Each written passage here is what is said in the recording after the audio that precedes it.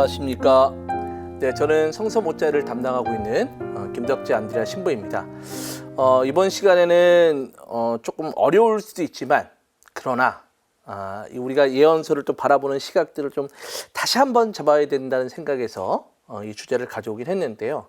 근데 제가 앞에서 막 하다 보니까 항상 시작기도를 안 하고 강의를 한 것 같아서 이번 시간에는 시작기도를 하고 그 다음에 강의를 시작하도록 하겠습니다. 성부와 성자와 성령의 이름으로 아멘. 살아계신 주님, 이 시간 당신께서 함께해 주시고 또 저희들이 당신의 말씀을 공부하고 또 듣는 가운데 저희들의 믿음이 한층더 커나갈 수 있도록 이끌어 주소서. 아멘. 성부와 성자와 성령의 이름으로 아멘. 제가 이 주제를 가져온 이유는 제가 얼마 전에 이 너튜브죠. 요즘에 이게 사람들이 그냥 열심히 검색도 하고 막 이렇게 하지 않습니까? 근데 어떤 정보 하나를 제가 접했습니다. 그 정보가 뭐냐라고 하면 이사야서 60장, 아직도 제가 그게 웃음이 나긴 하는데 이사야서 60장 8절에 대한 이야기를 가져오면서 그들처럼 날아다니는 저들, 제 보금자리로 돌아오는 비둘기처럼 날아드는 저들은 누구냐라는 이 구절이거든요. 그러니까 이제 자기 보금자리로 이 비둘기처럼 누가 날아오는 거예요. 근데 이거를 1948년에 5월 14일에 이스라엘 그 건국을 선언하는 이야기로 바꿔내면서 해석하는 분들을 제가 만났어요. 보게 됐어요. 제가 어이가 없어, 좀 뭐지? 근데 실제로 그 이스라엘 건국이 그냥 이루어진 것은 아니고 영국에서 뭐 시온주의라고도 이야기를 하거든요. 그래서 하나님께서 주신 그 약속에 따라 우리 돌아가자. 그래서 실제로 영국에서 많은 사람들이 비행기를 타고 건국이 일어나기 전에요. 거기 가서 땅을 사고 거기서 함께 키부츠 농장들이라고 해서 그 농장들을 이루면서 그 다음에 나중에 이제 건국 선언이 된 거거든요.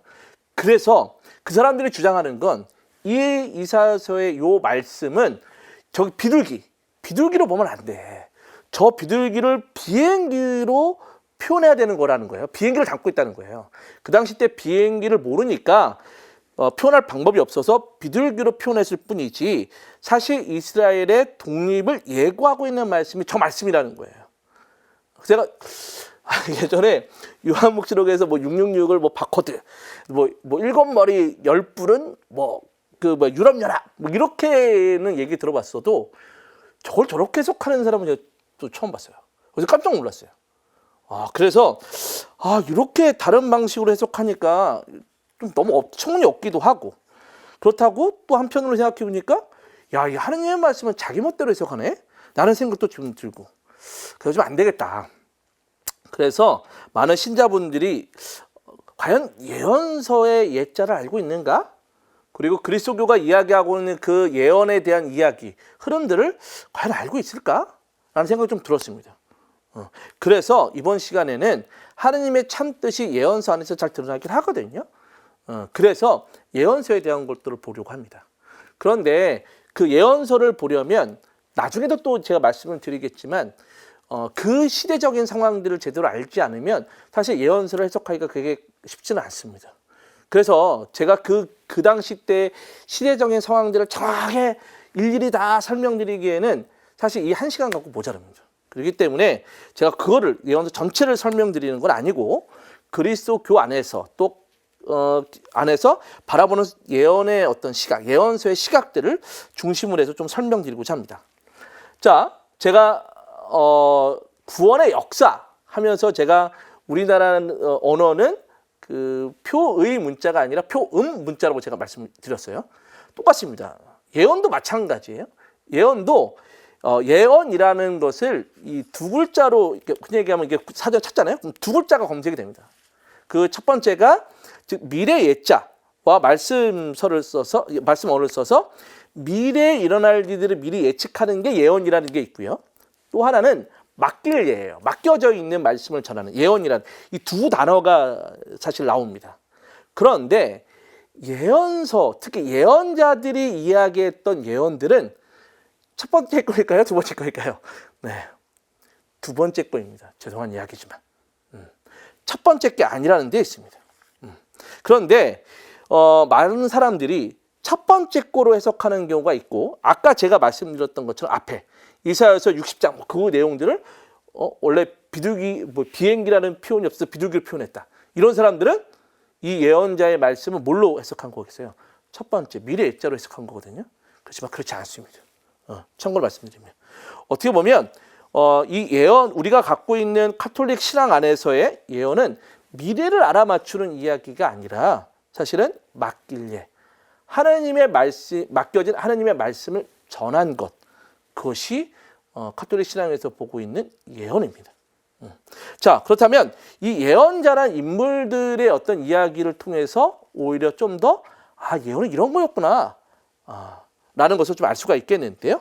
자, 예언자란 인물들을 잘 보면 제가 조금은 공부 좀 했다, 그냥 떠드는 거 아니다라는 거에서 어쩔 수 없이 조금은 그리스 말하고 또 히브리어 말을 좀 가져왔는데요. 그래서 제가 뭐 그리스 말을 잘 못합니다.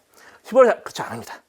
아니고 대신 그 내용들을 간단하게 막 해야지만 사실은 예언자가 앞에 얘기했던 미래를 이야기한 게 아니었구나라는 걸 알 수 있습니다. 자, 예언자라는 용어가 그리스어로는 프로페테스라고도 이야기하는데, 이거는 프로라고 하는 것은 앞에요, 앞에, 자기 앞에서. 그리고 피테스라고 하는 것은 피테오라고 하는 말하는 것, 말하는 자를 의미하는 거거든요. 그러니까 대신해서 말해주는 거예요. 얘 대신에 내가 말해주는 거야. 이게 예언자인 거예요. 얘 대신에 내가 말하는 거야. 그리고 히브리어 안에서 나비라고 하는 이 예언자도 대변자라는 개념이 포함되어 있는 단어입니다. 그런데 얘 대신에 내가 말해주는 거야 라고 하지만 얘 대신에 뭐예요? 이상한 이야기 할 수 있죠. 미래를 이야기할 수 있겠죠. 그러나 예언자들에 대한 주된 관심은 미래에 있지 않습니다. 분명히 예언자들은 하나님의 말씀을 대신해서 전한 거거든요. 그러면 하나님은 미래에 이런 일이 일어날 거야 이렇게 얘기해 주셨겠어요? 아니죠. 하나님은 현재 안에서 이 사람들이 당신의 말씀을 제대로 지키고 그리고 이 세상에 다시 아름다워지기를 바라는 가운데 얘기를 해주신 거거든요. 그렇기 때문에 하나님은 즉 미래 하나님, 또 과거 하나님, 이제 현재 하나님입니다. 살아계신 하나님이거든요. 그렇기 때문에 당연히 지금 안에서 벌어진 일들에 대한 것들을 예언자를 통해서 전달해 줬기 때문에 예언자들이 갖고 있는 시점은, 관심은 미래가 아니라 현재입니다. 그래서 그들이 처한 상황과 사건, 또 갑작스러운 변화, 또 야기된 문제들, 또 그 당시의 신앙을 위협하는 여러 가지 도전들에 대한 이야기를 하나님 대신해서 전달해 줬던 것, 이 사람들이 바로 즉 예언자들이었다, 사람들로 볼 수 있겠습니다. 자, 많은 분들이 이 통독을 좀 해보셨을 거라고 생각이 듭니다. 이 통독은 참 쉽지 않습니다.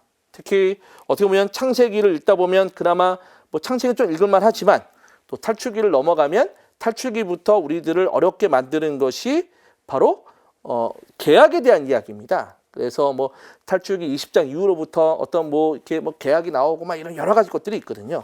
그러면서 법조문들이 많이 등장됩니다. 그리고 레위기로 넘어가면 레위기 안에서는 뭐 말 그대로 먹어야 될 음식과 먹지 말아야 될 음식, 또 네가 죄를 용서받으려면 또 어떻게 해야 된다는 등등등 여러 가지 조항문들이 더 자세하게 나오거든요. 또 민수기로 넘어가면 어떻습니까? 민수기는 또 이게 숫자들이 또 많이 나와요. 또 민족의 어떤 뭐 족보, 민족의 숫자들 뭐 이런 이야기들이 많이 나오거든요. 또 통독하기가 쉽지 않습니다. 또 신명기 갔더니 또 신명기 또 다시 또 먹지 말아야 될 음식과 또 어떻게 해야 된다는, 또 왜 그렇게 했냐, 또 율법 지키지 않으면 너 죽음으로 가는 거야, 막 이런 이야기 등등등 여러 가지 것들이 있어서 사실은 조금 통독하기가 쉽지만은 않습니다. 이렇듯 제가 앞에서 통독하기 쉽지 않으면서 여러 가지 이야기를 했지만 아까 말씀드렸던 것처럼 즉 되게 법조문들이 많이 등장되고 있는 게 요 창세기부터 뭐 탈출기, 레위기, 민수기, 신명기입니다. 이 5권의 책을 바로 즉 우리는 모세오경이라고 이야기를 해요. 그러나 유다인들은 이것을 토라라고 이야기합니다. 그리고 이것을 신하의 계약이라고도 이야기를 합니다. 이러한 어떤 신하의 계약에서 본다면 아까 예언자는 누굴 대신해서 이야기해 준 거잖아요. 그렇죠? 자, 대신했다는 것은 하나님의 뜻과 의미들, 의지들을 전달해 준 거 아니겠습니까? 그런데 유다인들이 하나님의 뜻과 의지가 아주 잘 드러났다는 것이 바로 이 토라라고 하는 이 5개의 책이거든요. 그 책들에 대한 법 안에는 아까 제가 말씀 법점들이 많이 등장됩니다. 그 법점들을 조금 본다면 예언자들이 전달하고자 하는 하나님의 뜻이 무엇일까 조금은 알 수 있지 않을까라고 생각이 듭니다. 자, 모세오경, 우리에게 모세 오경이라고 이야기하는 그 토라입니다. 그들에게 이 5개의 책 안에서 총 4개의 법전이 등장되는데 4개 법전을 다 볼 수는 없습니다. 네. 그리고 그 중에서 이제 개혁의 법전을 보실 건데요. 그 4개의 법전 중에서 조금 본다면 그 개혁의 법전, 탈출기에 대한 건 좀 보겠습니다. 탈출기를 보면 탈출기 20장에서는 신명기가 등장이 됩니다. 그러면서 신명기가 쭉 나오게 되고 그런 가운데 백성들이 모세의 중재를 요청하고, 왜냐하면 하느님을 직접 만나는 게 너무 두려운 거거든요. 이스라엘 백성들에게. 왜냐하면 죽을까 봐 자기네들이. 그러니까 모세가 중재를 쓰면서 다시 계약의 책이 시작이 되고, 이 계약의 책은 바로 탈출기 20장부터 23장까지 이어지는 내용들입니다. 그 중에서 이제 여러 가지 법조문들이 좀 등장되는데, 첫 번째 법조문에 대한 이야기가 제단에 관한 법입니다. 뭐 제단을 어떻게 세워야 되고 뭐 어떻게 해야 된다는 이야기죠. 근데 제단의 법 다음에 무슨 이야기가 맞바로 나오냐면, 다른 게 먼저 나오는 것이 아니라 종에 관한 법이 나옵니다. 그러니까 하느님에 대한 제단을 어떻게 해야 돼? 라는 거 맞바로 너희들은 어떻게 살아야 돼? 라는 그 첫 번째 구절이 뭐예요? 종에 관한 법이에요. 자, 또 하나, 그 제단에 관한 그 계약의 착 안에는 종에 관한 법뿐만이 아니라 약자의 보호라든지 또 안식년과 안식일에 대한 법 등등 여러 가지 것들이 등장됩니다. 그런데 고대 근동 법전에서도 여러 법의 내용들이 등장되지만 제단에 관한 법의 다음에 맞바로 종에 관한 법이 나오는 적은 거의 없습니다. 오히려 고대 근동의 법전에서는 종에 관한 법은 법전 끝에 나오기 마련입니다. 그렇지만 이 하느님께서 우리들에게 알려주셨던 계약의 책이라고 하는 그 계약의 법전 안에는 적어도 제단의 법 다음에 맞바로 나오는 게 종에 관한 법이고, 그리고 거기에도 약자의 보호법, 또 안식년과 안식일에 관한 법도 사실 사회적 약자들을 배려하기 위한 것이거든요. 이것들이 아주 많이 등장된다는 데 있습니다. 특징이에요, 이게. 근데 왜 이런 이야기가 등장됐을까? 거기에 하느님이 어떤 분이신지가 등장되기 때문에 그렇습니다. 자, 보시면, 자, 약자보호법에서 그거를 알 수 있습니다. 자, 너희는 이방인을 억압하거나 학대해서는 안 된다.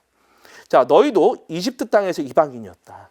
너희는 어떤 과부나 고아도 억눌러서는 안 된다. 너희가 그들을 억눌러 그들이 나에게 부르짖으면 나는 그 부르짖음을 들어줄 것이다라는 거예요. 그러니까 사회적으로 약자인 사람들이 막 울부짖으면 어떻게 해요? 하나님 들어줄 수밖에 없는 거예요. 왜 그랬을까요? 자신들이 이집트 땅에서 힘들다고 막 울부짖었더니 하나님이 그들을 울부짖음을 듣고 어떻게 해요? 탈출시켜줬잖아요. 그렇기 때문에 사회적으로 말 그대로 약한 사람들 또한 어떻게 되겠어요?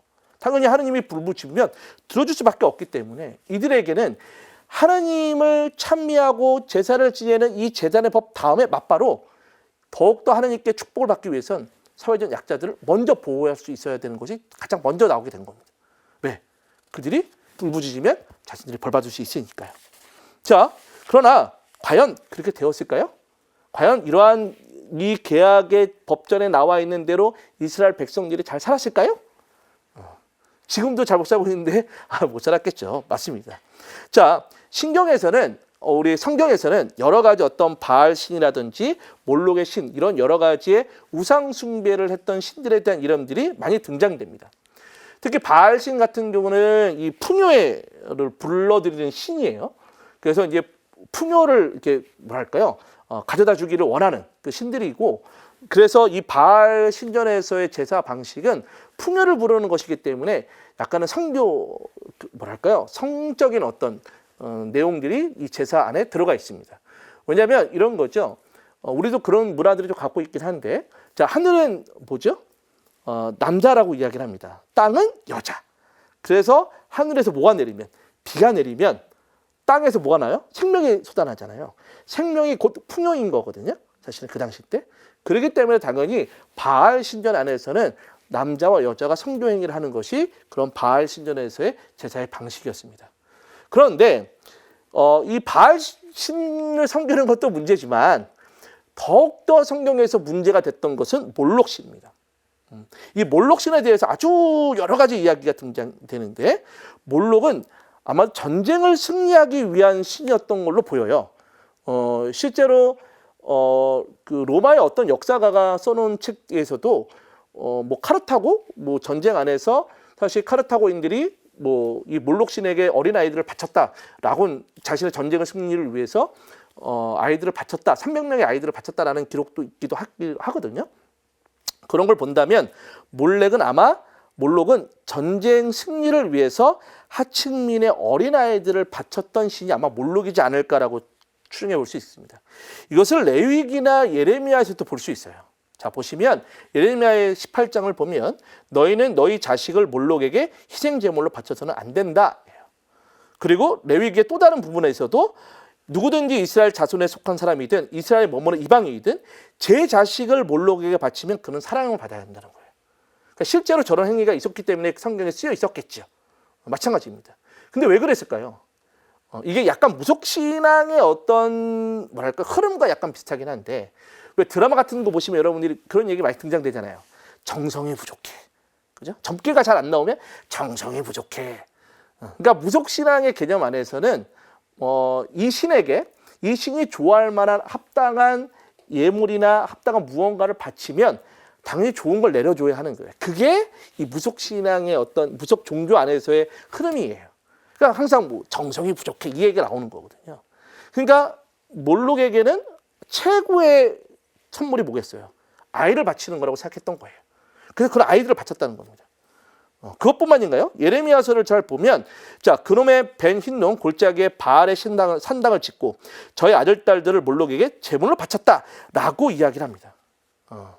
자 실예로 들어드리면 또 하나 이 열왕기 학원에 보면 자 아하즈라는 남유다의 왕이 하나가 있었는데 이 아하즈라는 왕이 자기 아들마저 불 속으로 지나가겠다라고 이야기를 하고 있거든요. 자기 친아들을 불 속으로 지나가게 한 거예요. 왜 그랬을까? 보면 그 뒤 이후에 어떤 사건이 일어났는지를 유추해 볼 수 있는 내용이 등장됩니다.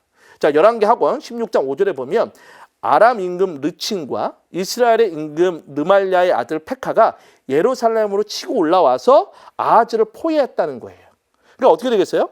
아하즈는 이 르친과 이 페카가 자신을 쳐들어오니까 이 전쟁에서 어떻게 해야 되겠어요? 이겨야 된다는 생각이 있겠죠. 그러니까 어떻게 해요? 자기 아들을 몰록에 바친 겁니다. 어마어마하죠. 마찬가지입니다. 그런데 우리가 앞에서 봤던 것처럼 어떻게 해요?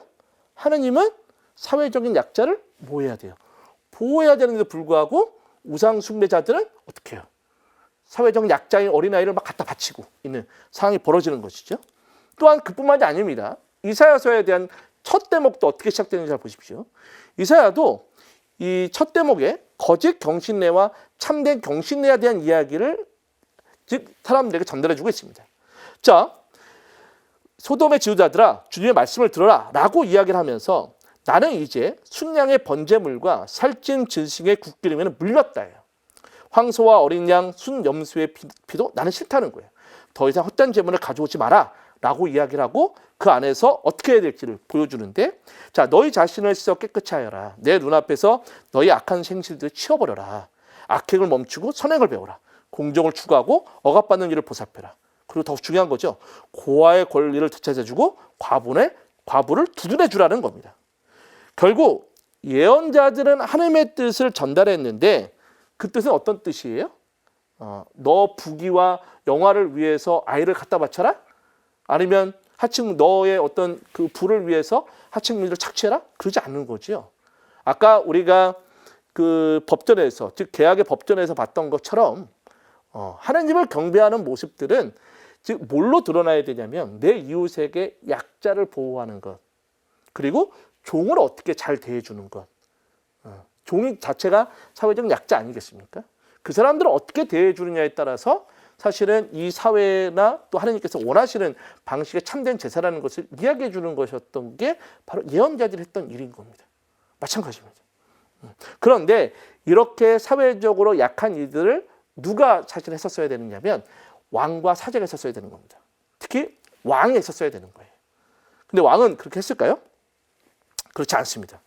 왕들이 그렇게 했어야에도 불구하고 못하니까 누가 나선 거예요? 예언자가 하느님 대신에 나타나서 예언자가 그런 말들을 전해줬던 겁니다.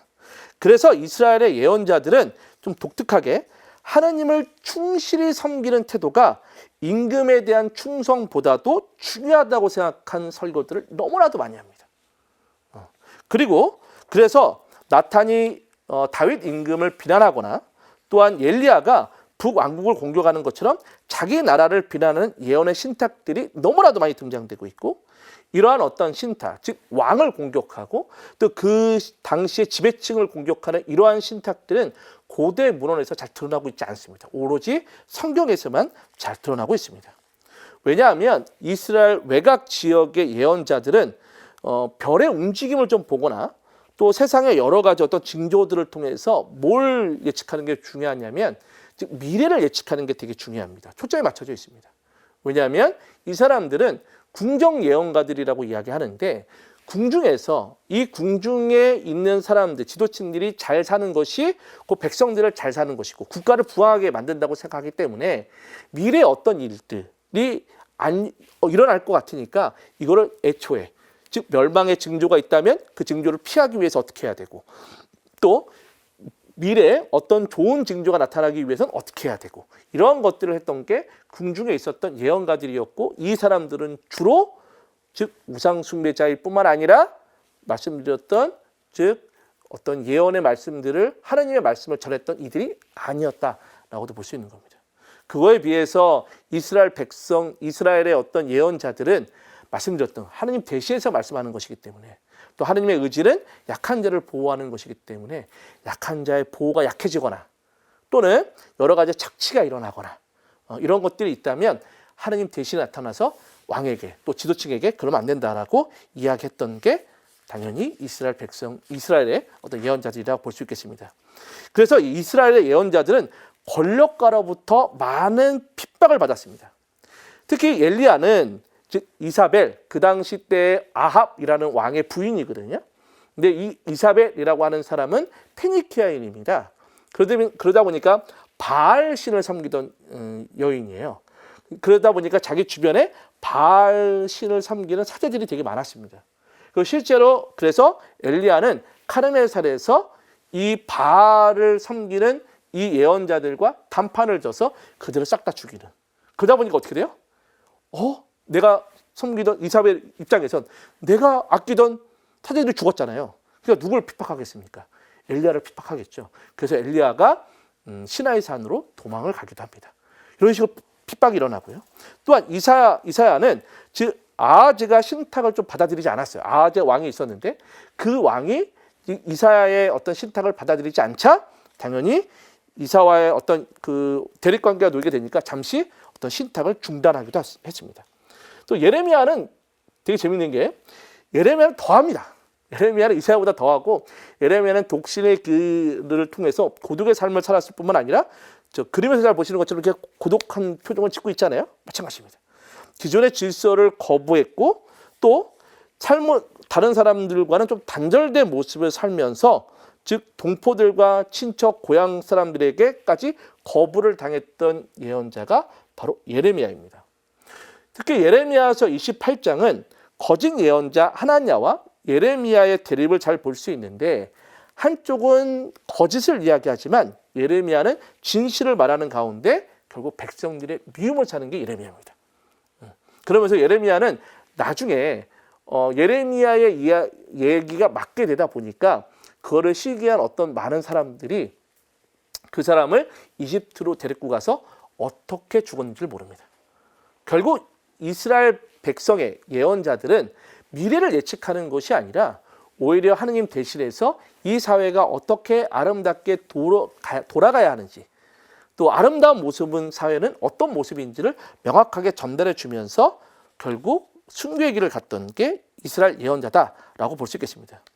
이렇듯 예언자들은 부와 명예, 번영을 위해서 미래를 예측하기보다는 현재에 어떤 관심을 두면서 예언했던 이들이 바로 이스라엘 백성들의 예언자들이었습니다. 결국 맡겨진 하나님의 말씀을 전달하였던 이들이 바로 예언자들이었던 것이죠. 그렇다고 미래에 대한 이야기가 아예 없는가? 그렇지는 않습니다. 미래에 대한 이야기는 있어요. 그러나 그 미래에 대한 이야기는 현재에 있는 사람들이 회개의 삶을 돌이키기 위해서, 즉 돌아가기 위해서 미래에 대한 이해를 했던 것이지, 미래에 그런 실제로 일어날 일들을 나타내기 위해서 미래를 이야기했던 것은 아닙니다. 하나 예를 들어볼까요? 어떤 5살짜리 아이가 막 부엌칼을 들고 막 휘두르고 있습니다. 그 엄마가 그 아이한테 뭐라고 이야기하겠습니까? 너 그러다 다친다라고 이야기하겠죠. 그 얘기는 이 아이가 미래에 다칠 것을 예고해서 하는 이야기일까요? 그렇지 않죠. 칼을 놓지 않으면 그 아이가 다칠 수도 있다는 것을 경고성을 통해서 당연히 그 아이가 칼을 놓게 만들기 위한 것입니다. 마찬가지입니다. 이스라엘 백성들의 예언자들은 미래에 그 사건이 일어날 것을 말하는 것이 아니라 네가 지금 이렇게 간다면 미래는 그렇게밖에 될 수밖에 없으니 지금 회개의 삶을 살라고 말하기 위해서 그 말들을 전했던 것이지 미래의 어떤 사건을 예측해서 현재 부와 명예를 얻기 위한 것이 절대 아니었다는 겁니다. 그리고 그 당시 활동했던 예언자들은 그러다 보니까 사회 정의에 엄청나게 부르짖음을 지었던 것이 예언자들이고 그렇기 때문에 예언자들의 어떤 예언서를 제대로 해석하기 위해서는 그 당시의 시대상을 확 다 제껴놓고 해석해서는 안 된다는 거죠. 결국 예언서를 제대로 알기 위해서 예언자가 활동했던 그 당시에 어떤 일이 있었는지를 제대로 파악해야지만 제대로 된 예언서를 해석할 수 있다는 겁니다. 그래서 제가 앞에서 말씀드렸던 이사야서 60장 8절인가요?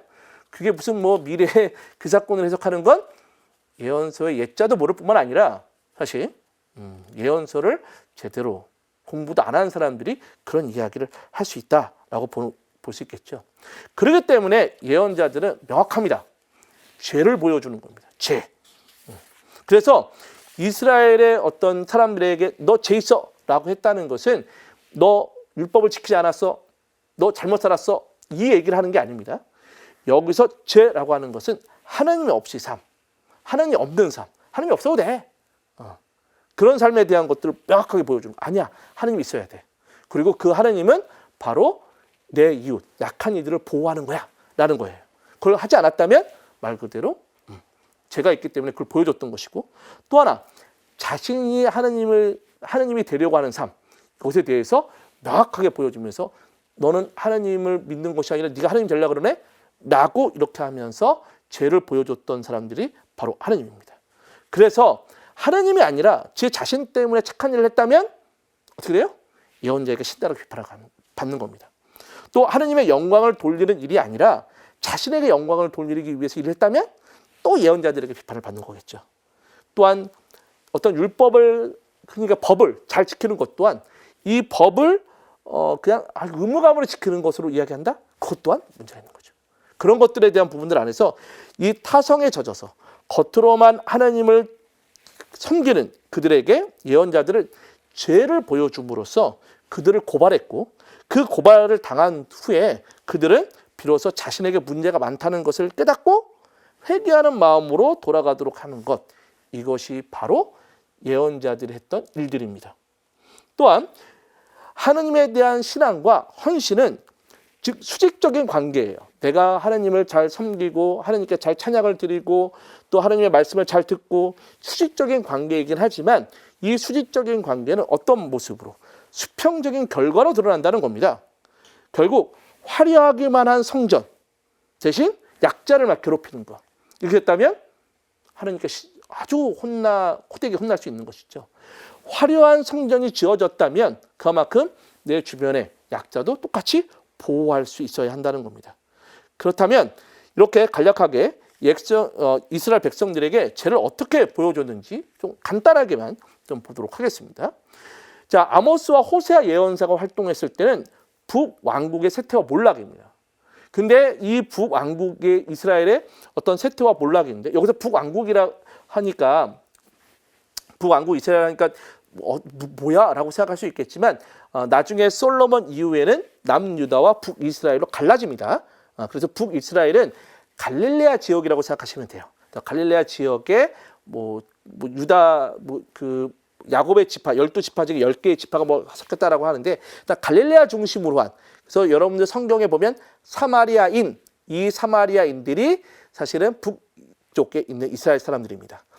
이 사람들이 흔히 얘기하면 화려하기만 한 성전을 짓고서 막 사회적인 정의를 무시하고 있었을 때 이때 활동했던 사람들이 아모스와 호세아 예언자고요.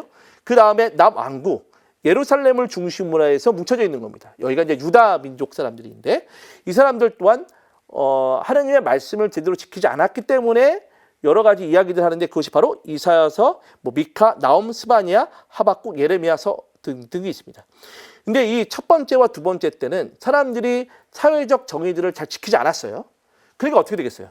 굉장히 심판적인 이야기를 통해서 너 그렇게 살았다가 너 하나님 심판한다?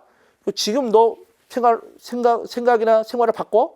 막 이렇게 이야기 한다고 한다면 그렇기 때문에 주로 심판에 대한 선언들이 아주 등장됩니다.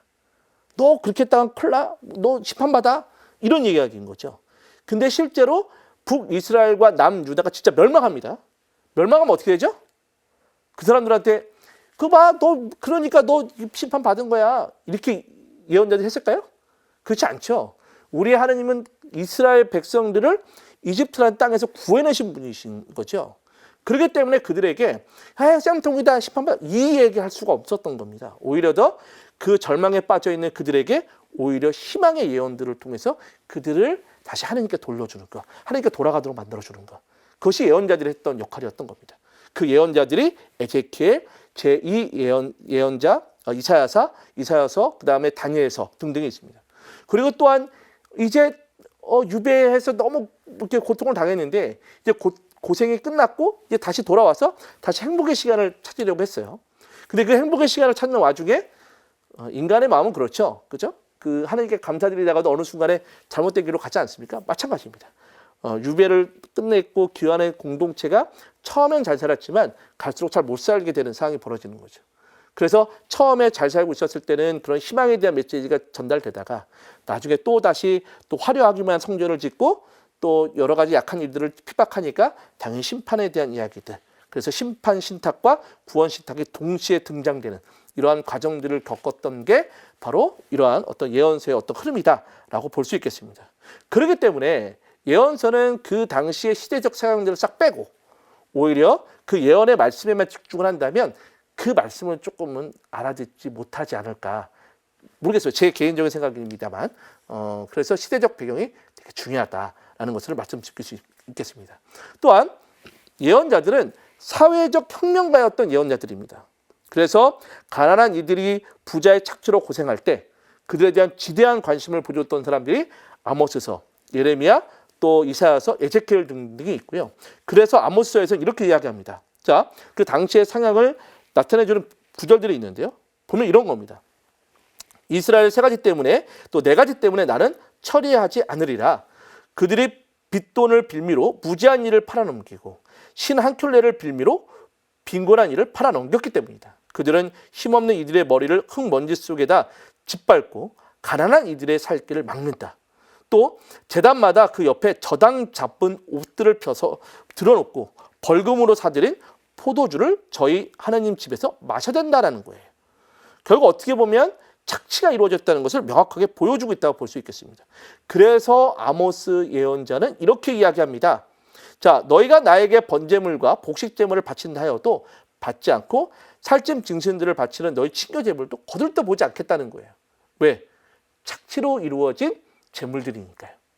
그래서 그런 가운데 아모스 예언자를 통해 하나님은 다만 공정은 물처럼 흐르게 하고 정의를 강물처럼 흐르게 하여라 라고 이야기합니다.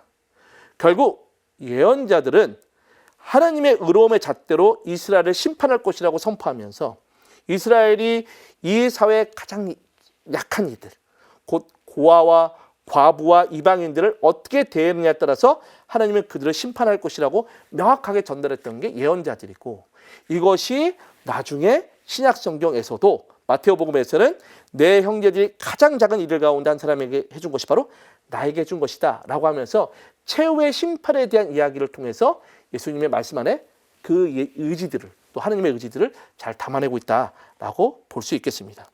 또한 아까 제가 말씀드렸던 것처럼 즉 하나님은 이스라엘 백성들을 어디서, 즉 이집트에서부터 구원해 주시는 구원의 하나님입니다. 그래서 탈출기 15장에 보면 모세의 노래에서 주님은 나의 힘, 나의 굳셈, 나에게 구원이 되어 주셨네 라고 이야기할 정도입니다. 그래서 구원의 하나님이신 거죠. 그래서 이거를 너무나도 잘 알고 있던 예언자들은 이런 구원의 하나님을 선포하고자 노력했습니다. 그래서 예언자들은 이집트의 탈출과 비슷한 상황. 그래서 핍박과 박해가 있었을 때는 예언자들에겐 그들에게 희망의 메시지를 잘 전달해주고 있습니다. 자, 하나의 예를 들어드리면 그 당시 때 아시리아 사르곤 2세라는 왕이 있었습니다. 아시리아라는 나라는 여러분들 혹시 그 요나 여러분들 기억나세요? 요나가 그 니네베에 가서 죄를 뒤집어쓰고 지내라고 그 얘기를 전하라고 갔더니 또 안 가려고 막 하다가 고래 뱃속에 들어가고 막 이런 이야기 여러분 아시잖아요. 그 니네베를 수도로 해서 큰 제국을 건설했던 나라가 아시리아입니다. 이 아시리아라는 나라에 이 사르곤 2세라는 왕이 있는데요. 이 왕이 그 주변 지역을 점령하기 위해, 즉 지배하기 위해서 즉 정복 전쟁들을 펼칩니다. 그런 정복 전쟁들을 펼치는데 이 사르곤 2세가 굉장히 잔인했던 인물이에요. 그래서 그 정복지에 가면 그 정복지의 귀족들을 다 목을 쳐서 그 자신들의 만찬상에 매달은 그 머리들을 매달은 거리를 만든다거나 아니면 뭐 그들을 바닥에 깔아놓는다거나 이런 식으로 굉장히 잔인하게 굴었던 게 사르곤 2세의 어떤 왕이었습니다. 그러다 보니까 이 사람이 이제 히스기야를 쳐들어오려고 했던 거예요. 그랬더니 히스기야가 얼마나 깜짝 놀랐고 얼마나 두려워하겠습니까? 이러한 두려움 속에서 이사야서는 이 히스기야에게 명확하게 이야기합니다. 즉 두려워하지 말라고. 즉 그 얘기가 바로 이 이야기입니다. 우리에게 한 아이가 태어났고 우리에게 한 아들이 주어졌습니다. 왕권이 그 어깨에 놓이고 그의 이름은 놀라운 경륜과 용맹한 하느님, 영원한 아버지의 평화의 군왕이라고 불릴 것이고 다윗 왕자와 그의 왕국 위에 놓인 그 왕권은 강대하고 그 평화는 끝이 없으리라는 거예요. 그러니까 사르곤 2세에게 말 그대로 강력하게 사르곤 2세가 강력하겠지만 두려워하지 말라고. 분명히 하느님은 유다 왕국을 지켜주실 것이라고 명확하게 히스기야에게 선언했던 게 바로 즉 이사야 예언자이기도 합니다. 결국 예언자들은 위기에 처해 있던 백성들에게 구원자 하느님을 보여주기 위해서 희망의 메시지를 전달해 주기도 했던 것이죠. 이뿐만이 아니라 남유다가 실제로 바벨로니아라고 하는 나라, 바벨론을 수도로 해서 생긴 이 나라이긴 한데요. 지금으로 따지면 뭐 이라크 지역일 겁니다. 이라크 지역에서 있었던 그 대제국이 건설됐던 곳인데 이 바벨론이라는 나라에 의해서 완전히 남유다가 멸망하니까 당연히 즉 이사야는 위로와 구원에 대한 것들을 선포합니다. 어떻게? 위로하여라 나의 백성을. 너희 하나님께서 말씀하신다. 이제 복역 기간이 끝나고 죗값이 치러졌으며 자기의 모든 죄악에 대해서 주님의 손에서 갑절의 벌을 받았다고 외쳐라. 그래서 그들의 죄를 용서해주고 주님의 영광이 드러나니 모든 사람이 다 함께 그것을 보리라 라고 하면서 그들의 하나님의 위로의 말씀을 전했던 사람들이 바로 예언자들이기도 합니다. 또한 예레미야는 이런 겁니다. 남유다가 바빌론에 의해서 완전 멸망하고 또 이스라엘의 어떤 백성들의 불충함을 전환시키기 위해서 하느님께서는 이스라엘 백성들에게 새 계약을 약속하셨다라고 희망의 메시지를 전달해 줬던 사람이 바로 예레미야입니다. 보시면 뭐 그날이 온다. 뭐 주님께서 그때는 이스라엘 지방과 유다 지방과 내가 새 계약을 맺겠는데 그 계약은 여태까지 불충했던 신하의 계약과는 좀 다른 계약을 맺을 거야. 그 계약은 그 시대가 지나간 뒤에도 내가 이스라엘 지방과 맺어줄 계약은 이러하다. 주님의 말씀입니다. 나는 그들의 가슴에 내 법을 넣어주고 그들의 마음에 그 법을 새겨주겠다. 그리고 이 새 계약을 통해서 어떻게 하시겠다는 거예요. 나는 그들의 허물을 용서하고 그들의 죄를 더 이상 기억하지 않겠다라는 것입니다.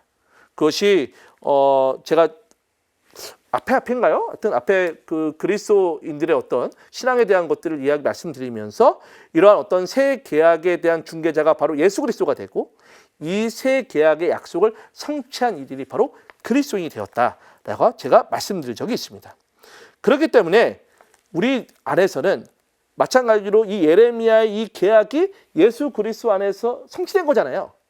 그렇기 때문에 우리의 그리스도교 즉 카톨릭 성경에서의 예언서의 위치는 구약성경 제일 마지막에 있습니다. 왜냐하면 구약성경 제일 마지막이라는 것은 뭐와 연결되어 있다는 거예요. 이 예언서가 끝나면 바로 복음서와 맞닿아 있죠. 그렇기 때문에 즉 그리스도에 대한 예보. 그래서 예언의 말씀들이 누구를 통해서 실현되고 있는가? 예수 그리스도 안에서 실현되고 있다는 것을 보여주기 위해서 우리 구약성경은 맨 마지막 장이 곧 예언서입니다. 그 예언의 말씀이 즉 신약에 예수님 안에서 드러났다는 것을 이야기해 주는 것이죠. 그래서 마태오복음에서도 주님께서 예언자를 통해서 말씀이 이루어지려고 이 모든 일이 일어났다라고 하면서 예언서의 말씀이 예수님 안에서 일어났다는 것을 명확하게 보여주기 위해서 이사야서의 대목들을 거기다 갖다 써놓고 있는 상황이 벌어진 겁니다.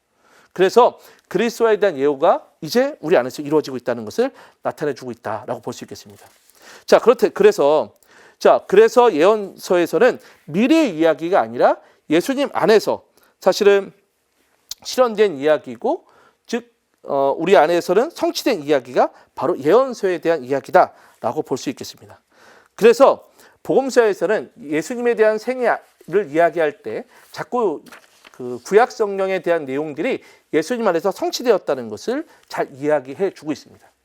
자, 여러분들은 예언자가 어떤 예언자로 보이십니까?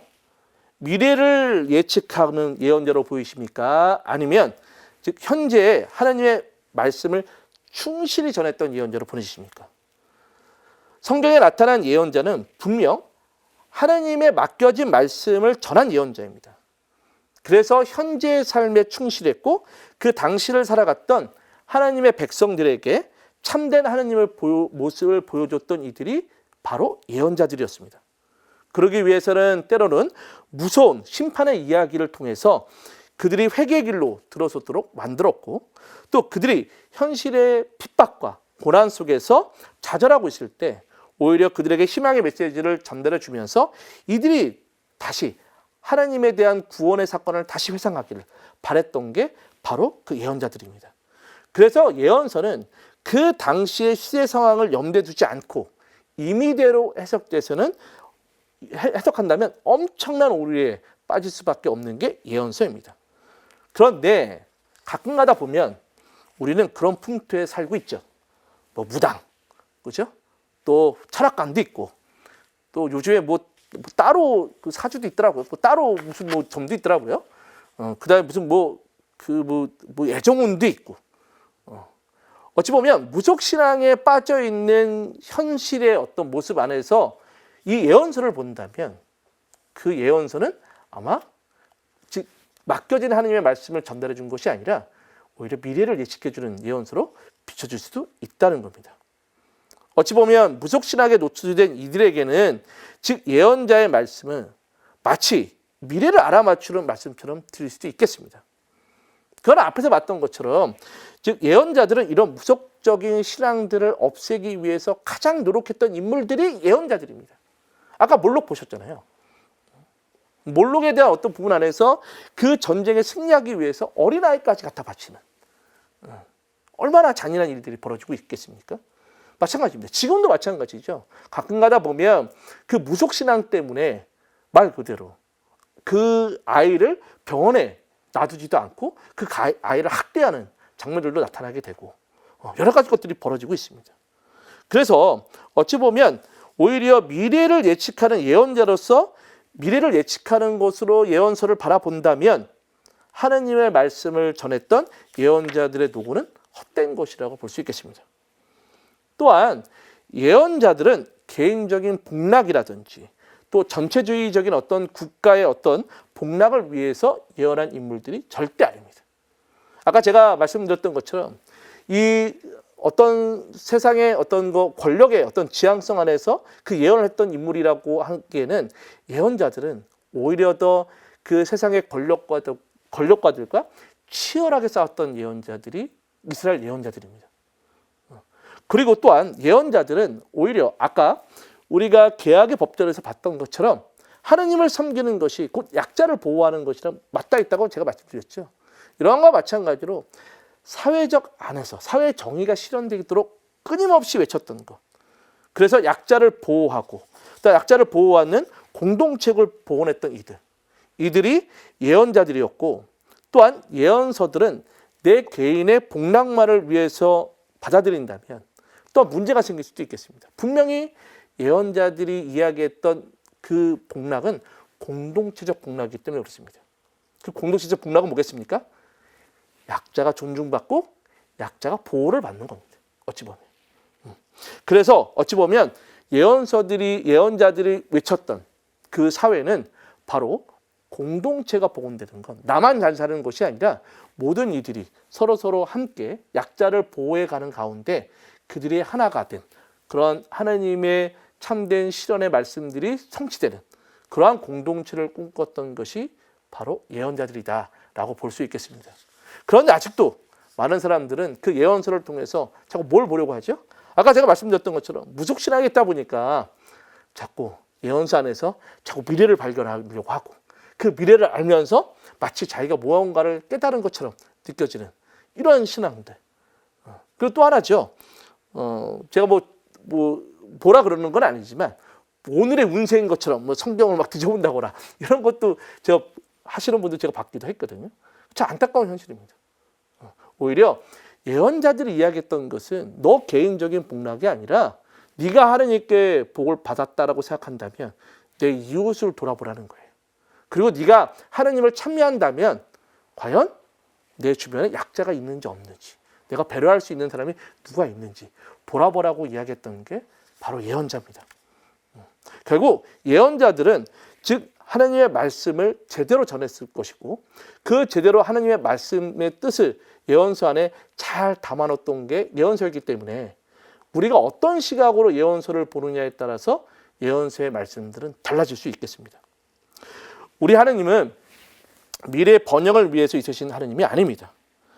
공동체적 신앙 안에서 공동체의 참된 길을 이끌어 주시는 분이 하나님이신 것이고 그렇기 때문에 사회적인 약자가 보호를 받고 배려를 받는 하나님의 나라 그리고 예언자들이 간절하게 건설했던 나라가 그 약자가 보호받는 그 나라가 될 수 있겠습니다. 예언자를 통해서 하나님의 말씀의 뜻이 실현된 나라를 건설하기 위해서는 우리가 어떻게 살아가야 하는지 여러분들 다시 한번 잘 생각해 볼 수 있었으면 좋겠습니다. 그래서 제가 맨 앞에 얘기했던 것처럼 이사야서 60장 8절을 마치 이스라엘 건국에 대한 이야기로 해석하는 이들이 있다면 그들은 어찌 보면 무속신앙에 빠진 이들일 수도 있고 또 자기 개인적인 신앙에만 몰두하는 사람일 수도 있고 제대로 된 이스라엘 예언자들의 말씀들을 제대로 깨닫지 못한 이들일 수도 있겠습니다. 알아듣지 못하는 이들일 수 있겠죠. 어찌 보면. 그렇기 때문에 우리 삶 안에서 하나님께서 원하시는 것은 개인적인 신앙의 구원이라기보다는 공동체적 신앙입니다. 그렇기 때문에 이 공동체가 우리들에게 굉장히 중요하고 그 공동체가 중요하다는 것을 함께 우리가 끊임없이 외치는 것들이 바로 미사 전례 안에서 이루어지고 있는 것이죠. 그래서 미사 전례 안에서도 우리가 공동 기도문, 그래서 신앙 고백도 같이 하고 또 기도문도 같이 외우는 거죠. 많은 분들이 세례 받을 때 왜 이렇게 기도문을 외우기 너무 힘들어요 라고 이야기하지만 그 기도문은 사실은 공동체적 신앙의 정신을 담고 있는 부분이기 때문에 그래서 우리가 함께 공동 기도문을 바치고 있었다라고 볼 수 있겠습니다. 분명히 하나님께서는 우리들에게 이스라엘 백성들이 이집트를 탈출하는 것 안에서 분명히 당신의 뜻을 잘 보여주셨습니다. 그것이 심지어 아까 개혁의 법전 보셨죠? 심지어 그 법전 안에도 잘 담겨져 있습니다. 그렇기 때문에 이러한 하나님의 뜻에 대한 부분들을 우리가 잘 인식하고 그 안에서 예언서를 바라본다면 예언서는 우리들에게 엄청난 공동체가 얼마나 아름다운 신앙인지를 다시금 느끼게 해줄 수 있는 또 우리들에게 공동체적 신앙을 흔히 얘기하면 다시 샘솟게 만들어주는 어떤 진짜 생명의 말씀처럼 다가오리라고 생각이 됩니다. 우리 마음속에서 내 개인적인 신앙, 내 복락 이런 것들에 대한 부분들을 좀 벗어 던지시고 예언서의 예자를 미래의 예자가 아니라 맡겨진 하나님의 말씀과 뜻이라는 것들 마음속에 잘 간직하시면서 예언서들을 한번 차근차근히 잘 읽어볼 수 있었으면 좋겠습니다. 단 예언서들은 아까 말씀드렸죠. 시대적 배경이 조금 중요합니다. 그렇기 때문에 좀 더 예언서를 간략하게 좀 정리해 놓은 책들이 좀 있습니다. 그 책들을 함께 먼저 읽고 그 다음에 예언서를 좀 읽어 나가신다면 그리고 만약에 그 책을 좀 읽기가 귀찮다라고 한다면 예언서를 읽으실 때 말씀드렸던 사회적인 정의에 대한 것들을 좀 더 초점을 두시고 읽으신다면 예언서의 말씀들이 새로운 마음으로 여러분들에게 다가오지 않을까라고 생각이 듭니다. 장시간 강의를 들어서 감사드리고요. 오늘은 마친 기도 영광스 바치면서 이 시간 마치도록 하겠습니다. 성부와 성자와 성령의 이름으로 아멘. 하느님 감사합니다. 영광이 성부와 성자와 성령께 처음과 같이 이제와 항상 영원히 아멘. 성부와 성자와 성령의 이름으로. 네, 수고하셨습니다.